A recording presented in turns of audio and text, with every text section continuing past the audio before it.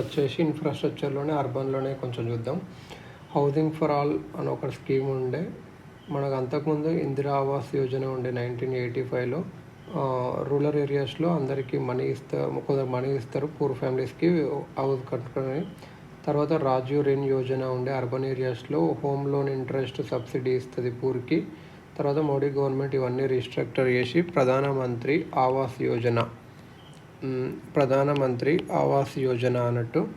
ఇది central sponsored scheme, core scheme కాదు. అంటే 100% యూనియన్ కోర్ స్కీము, 100% యూనియన్ ఇవ్వదు, స్టేట్స్ కూడా ఇవ్వాలి. ఇది కోర్ స్కీమ్ అంటే స్టేట్స్ ప్లస్ యూనియన్ రెండు కలిపి ఇవ్వాలి. దీంట్లో రెండు ఉన్నాయి, ప్రధానమంత్రి ఆవాస్ యోజన అర్బన్ ఇంకా రూరల్. ఇది అర్బన్లో ఎవరు చేస్తారంటే ministry of housing and urban affairs MOHUA. విలేజెస్లో ఎవరు చేస్తారంటే ministry of rural development RURAL rural development.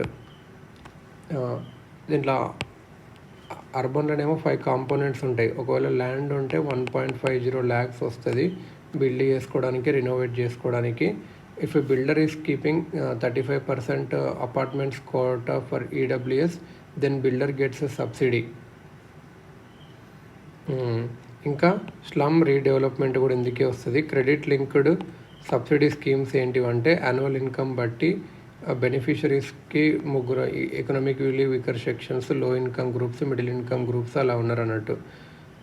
Middle income groups ఎవరంటే యాన్యువల్ ఇన్కమ్ వచ్చేసి 18 lakhs ఉన్నోళ్ళు.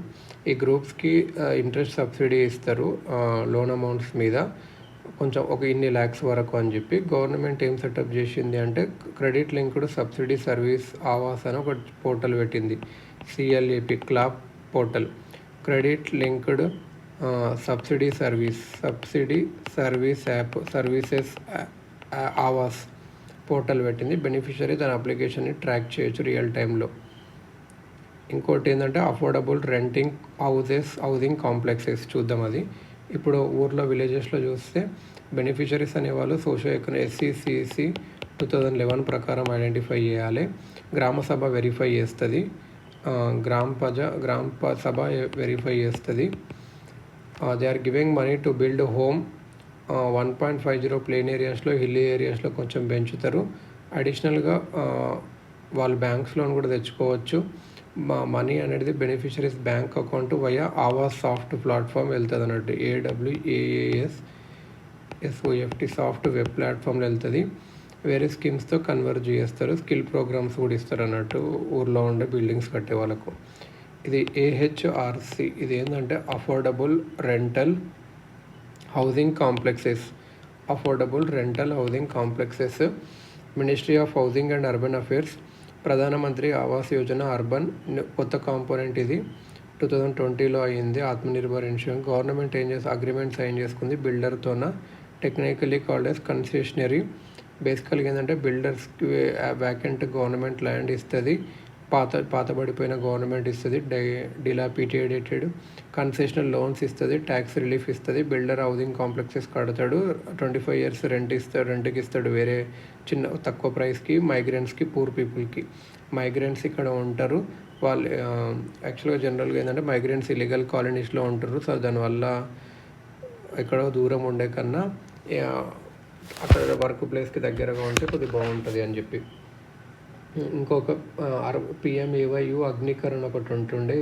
అగ్నికర్ ఏంటంటే ఒక క్యాంపెయిన్ అన్నట్టు. కమ్యూనిటీస్ని మొబిలైజ్ చేయాలి వాటర్, ఎనర్జీ కన్సర్వేషన్కి, వేస్ట్ మేనేజ్మెంట్కి, శానిటేషన్కి, హైజీన్కి. అంగీకార్ ఒక క్యాంపెయిన్ అన్నట్టు. కమ్యూనిటీస్ని వాటర్, ఎనర్జీ కన్సర్వేషన్ సేవ్ చేయండి, వేస్ట్ మేనేజ్మెంట్ సరిగ్గా చేయండి, శానిటేషన్, హైజీన్ కోసం అన్నట్టు. ఇప్పుడు వచ్చేసి నేషనల్ అర్బన్ హౌసింగ్ ఫండ్. ఇది మినిస్ట్రీ ఆఫ్ MOHUA కిందకే వస్తుంది. ఇది ఒక ఆటోనమస్ బాడీ.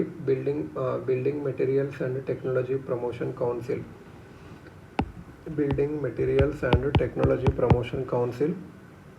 వీళ్ళు డబ్బుని మొబిలైజ్ చేస్తారు 4 yearsలో ఫైనాన్స్ చేయడానికి. PMAY national urban housing fund.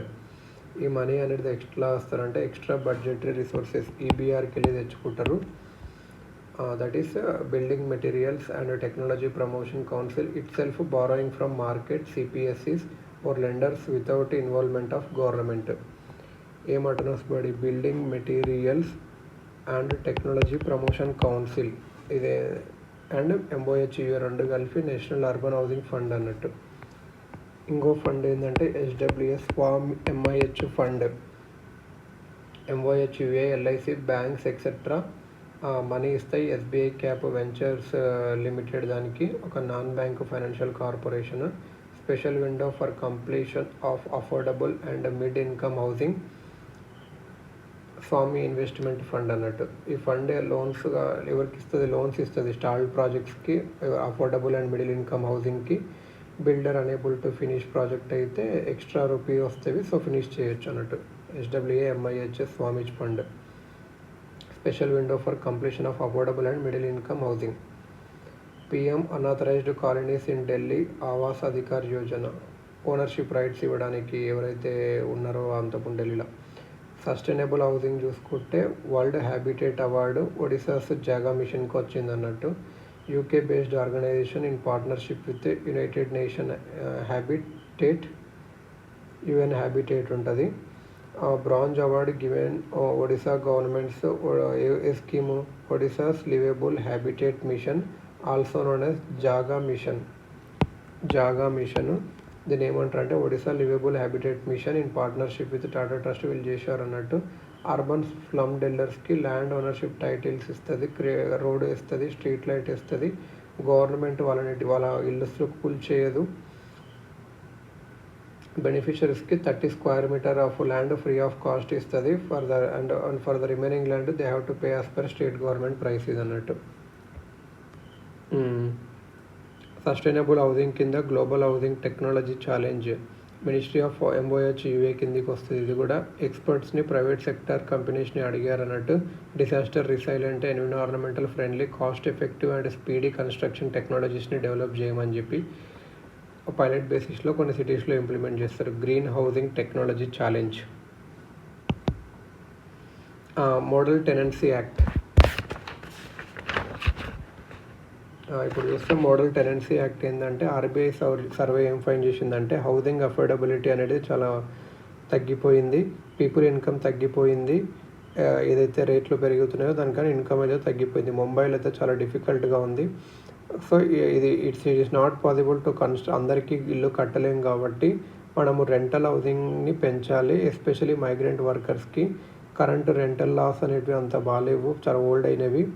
So ఇప్పుడు కొత్తగా మోడల్ టెనెన్సీ లా తెచ్చింది.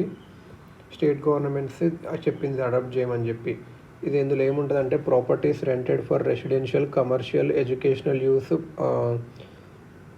Digital platform to upload rent agreements. Houses cannot be rented on verbal agreements. Specific provisions about security deposit, penalties, eviction of tenant in a way that it protects both tenant and landlord. If tenant refuses to vacate after expiry of agreement or after doing nuisance, then landlord can claim double the monthly rent for 2 months and 4 times the monthly rent thereafter. In case of ఏదైనా అన్యాచురల్గా జరిగినప్పుడు tenant rent కట్టకపోతే landlord అనేవాడు shall allow the tenant to continue in position until 1 month. Deputy collector rank ఆఫీషియల్స్ని designate చేస్తారు rent అథారిటీగా. Higher appeal to rent court, rent tribunal. Disputes అనేది 60 daysలో solve చేస్తారు అన్నట్టు.